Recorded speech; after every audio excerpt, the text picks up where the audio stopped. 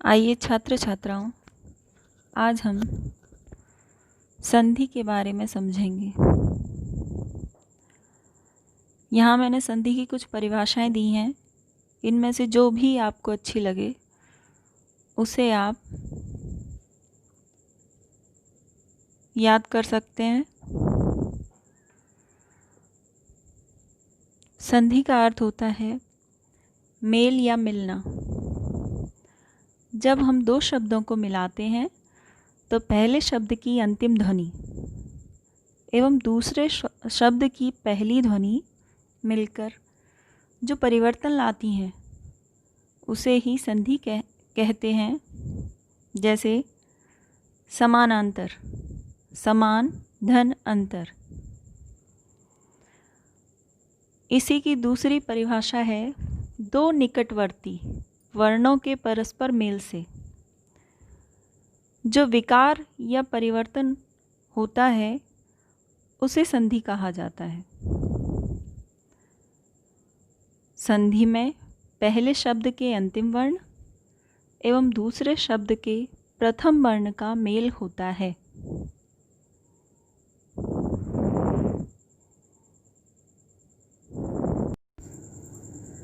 संधि विच्छेद संधि के नियमों द्वारा मिले वर्णों को फिर मूल अवस्था में ले आने को संधि विच्छेद कहते हैं।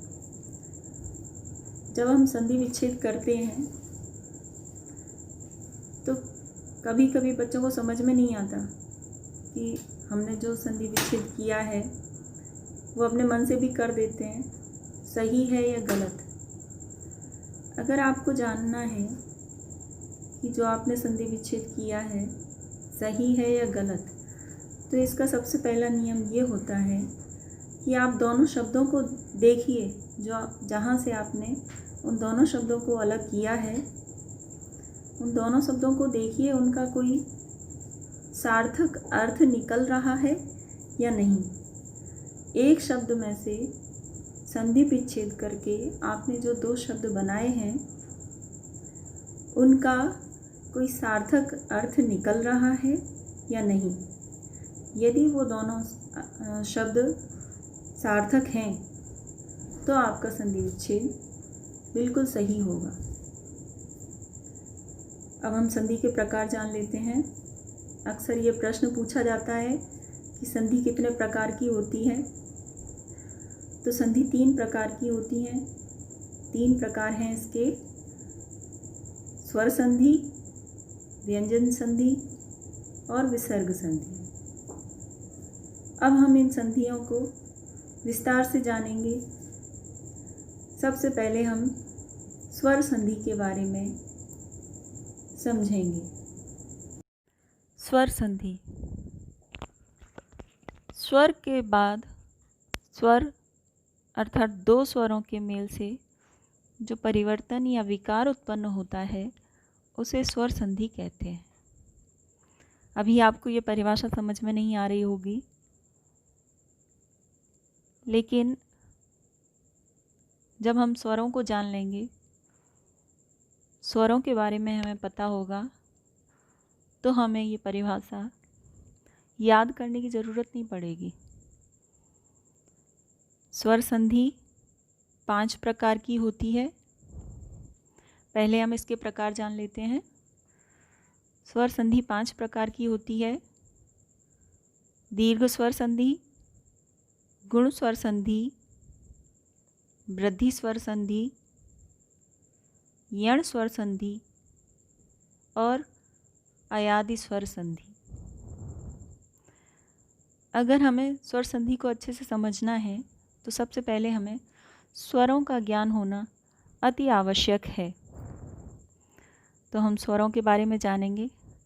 हालांकि हमें स्वर हमारी पिछली जो कक्षाएं होती हैं उनमें पढ़ाए जाते हैं, पर कभी कभी कुछ बच्चों के ये स्वर भी क्लियर नहीं होते, या वो ठीक से समझ नहीं पाते, या उनको पता नहीं होता। तो मैं एक बार आपको फिर से बता देती हूँ स्वरों के बारे में, जिससे आपको ये स्वर संधि अच्छे से समझ में आ जाएगी। तो सबसे पहले हम स्वरों के बारे में जान लेते हैं। हिंदी वर्णमाला में स्वरों की संख्या 11 बताई गई है। हमने बचपन से ये वर्ण पढ़े हैं। इनमें आ से लेकर औ तक जो वर्ण हैं वो स्वर की श्रेणी में आते हैं। तो आ से लेकर औ तक सारे वर्ण स्वर हैं और इनमें री भी आता है। इस प्रकार स्वरों की संख्या 11 है। स्वरों के भी प्रकार हैं। स्वर 3 प्रकार के होते हैं: मूल स्वर, दीर्घ स्वर और संयुक्त स्वर। तो जो मूल स्वर हैं वो हैं छोटा आ, छोटी ई, छोटा ओ और री। ये हमारे मूल स्वर हैं। दीर्घ स्वरों में बड़ा आ, बड़ी ई और बड़ा ऊ, ये 3 हमारे दीर्घ स्वर हैं। संयुक्त स्वरों में आते हैं ए, ऐ, ओ, औ। ये 4 हमारे संयुक्त स्वर हैं। इस प्रकार स्वरों की संख्या 11 है। कभी कभी प्रश्न भी पूछा जाता है कि स्वरों की संख्या कितनी है। तो स्वरों की संख्या 11 है और मैंने आपको बता दिया कि मूल स्वर कौन से हैं, दीर्घ स्वर कौन से हैं और संयुक्त स्वर कौन से हैं। इन 11 स्वरों के मध्य होने वाली संधि ही स्वर संधि कहलाती है। तो जो हमारी स्वर संधि है वो इन 11 स्वरों के मध्य ही होती है। स्वर संधि के 5 प्रकार बताए गए हैं। तो हम इन प्रकारों के बारे में समझेंगे। सबसे पहला प्रकार है दीर्घ स्वर संधि। जब 2 मूल या दीर्घ स्वर, मैंने आपको स्वरों के बारे में बता दिया तो आप समझ गए होंगे कि मूल स्वर कौन से हैं और दीर्घ स्वर कौन से हैं। तो जब 2 मूल या दीर्घ स्वर आपस में मिलकर विकार या परिवर्तन करते हैं तो उस परिवर्तन में उनका दीर्घ स्वरूप उत्पन्न होता है। उन्हें दीर्घ संधि कहते हैं। जैसे इसके कुछ सूत्र हैं, जैसे गणित में सूत्र होते हैं, इसमें भी कुछ सूत्र बताए गए हैं। आ और आ मिलकर बड़ा आ हो जाता है। आ मूल स्वर है और जो बड़ा आ है वो दीर्घ स्वर है।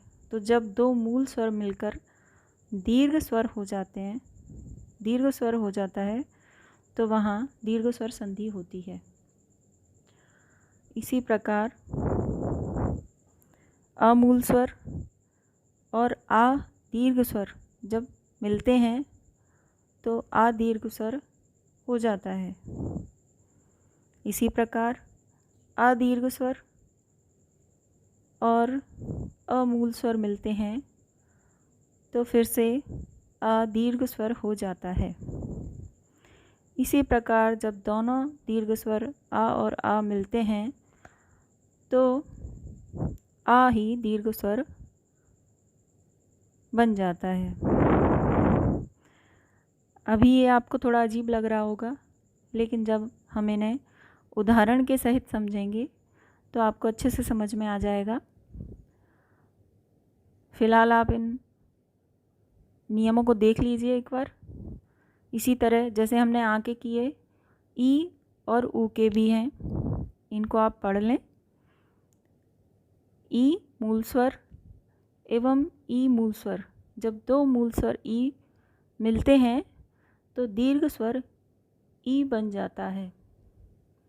इसी प्रकार मूल स्वर ई एवं दीर्घ स्वर ई के मिलने पर दीर्घ स्वर ई हो जाता है। इसी प्रकार आगे भी आप देख लीजिए, इसी प्रकार ऊ का भी दिया है। ऊ मूल स्वर एवं ऊ मूल स्वर, जब दो मूल स्वर ऊ मिलते हैं तो दीर्घ स्वर ऊ बन जाता है। इस तरह से आपको अच्छे से समझ में नहीं आ रहा होगा, अब हम इन्हें उदाहरण के साथ समझेंगे। तो आइए उदाहरण देखते हैं। उदाहरण के द्वारा हम समझते हैं इन्हें। सबसे पहला नियम जो मैंने आपको बताया था, जब दो मूल स्वर आ मिलते हैं तो दीर्घ स्वर बन जाता है अ। जैसे सामने मैंने इसका उदाहरण दिया है, मतानुसार। जब हम मतानुसार का संधि विच्छेद करेंगे तो इसका संधि विच्छेद होगा मत धन अनुसार। अब आप एक चीज़ पे ध्यान दीजिए कि ये जो दोनों शब्द बन रहे हैं, मत और अनुसार, दोनों ही सार्थक शब्द हैं। तो जब हम संधि विच्छेद करते हैं तो विच्छेद के बाद जो दो शब्द बनते हैं वो सार्थक होने चाहिए, तभी आपका संधि विच्छेद सही होता है। इसको मैंने बड़े ही सरल तरीके से आपको समझाने की कोशिश की है वर्ण विस्तार के माध्यम से। ये कक्षा 1 या 2 में बच्चों के लिए प्रयोग किया जाता है, लेकिन आपको ठीक से समझ में आ सके इसलिए मैंने ये वर्ण विस्तार के द्वारा आपको समझाने की कोशिश की है। तो हमारी वर्णमाला में स्वर और व्यंजन दोनों होते हैं। जो स्वर होते हैं वो स्वतंत्र होते हैं, उनका उच्चारण स्वतंत्र रूप से होता है, जबकि जो व्यंजन होते हैं उनका उच्चारण स्वर की सहायता से किया जाता है और बिना स्वर के जब व्यंजन को पढ़ा जाता है तो वो आधा माना जाता है। लिखते समय हम उसमें हलंत लगाते हैं, जैसे मैंने माँ में हलंत लगाया है, मतलब ये शुद्ध व्यंजन है। और जब हम इसमें स्वर मिला देंगे तो ये पूरा म बन जाएगा। तो इसी प्रकार मैंने वर्ण विस्तार के द्वारा आपको समझाने की कोशिश की है। तो यहाँ पर देखिए, म और आ मिलके माँ बन गया। इसके बाद त जो शुद्ध व्यंजन है उसमें जो अस्वर लगा है, तो यहाँ पर देखिए कि यहाँ पे अंतिम जो वर्ण है वो मूल स्वर अ है। और इसी प्रकार जो दूसरा शब्द संधि विच्छेद के द्वारा बना है हमारा अनुसार, उसमें भी जो पहला वर्ण है वो स्वर है, मूल स्वर आ, और इन दोनों स्वरों के मेल से दीर्घ स्वर आ बन जाता है। इसी प्रकार दूसरा उदाहरण देखिए, भोजनालय। भोजनालय का संधि विच्छेद होगा भोजन धन आलय। तो यहाँ पर भी जो दो शब्द बने हैं संधि विच्छेद से, पहला शब्द है भोजन। मैंने पूरा वर्ण विस्तार करके आपको बताया है, आप देख लीजिए। इसमें पहले शब्द में अंतिम वर्ण आ रहा है अ, जो स्वर है मूल स्वर। और जो दूसरा शब्द है आलय, उसमें जो पहला वर्ण है वो है दीर्घ अ, दीर्घ स्वर है अ, और ये मूल और दीर्घ स्वर दोनों मिलकर अ दीर्घ स्वर बना रहे हैं। इसी प्रकार तीसरा उदाहरण देखिए, सेवार्थ, जिसका संधि विच्छेद होगा सेवा धन अर्थ। आप देखिए जितने भी शब्दों के संधि विच्छेद किए गए हैं, जो दो शब्द बने हैं, वो सब सार्थक शब्द हैं। तो जो इसका संधि विच्छेद किया गया है, जो पहला शब्द है सेवा, इसका अंतिम वर्ण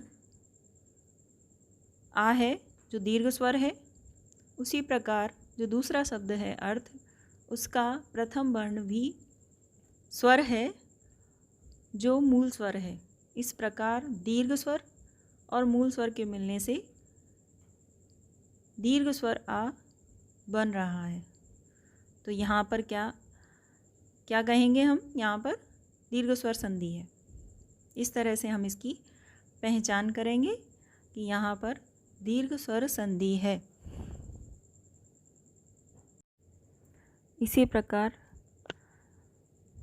दीर्घ आ और दीर्घ आ मिलकर दीर्घ आ बनाते हैं। महात्मा, इसका संधि विच्छेद होगा महा धन आत्मा। जो दो शब्द बने हैं महा और आत्मा, जब हम इनका वर्ण विस्तार करेंगे तो पहले शब्द का अंतिम वर्ण आएगा दीर्घ आ और दूसरे शब्द का प्रथम वर्ण आएगा दीर्घ आ। जब ये दोनों वर्ण आपस में मिलेंगे तो दीर्घ आ बनाएंगे। चूँकि ये दीर्घ आ स्वर है और दीर्घ है, इसलिए यहाँ दीर्घ स्वर संधि है। इस तरह हम पहचान भी सकते हैं कि इसमें कौन सी संधि है, और इससे आगे के उदाहरण मैं आपको अगले वीडियो में बताऊंगी। धन्यवाद।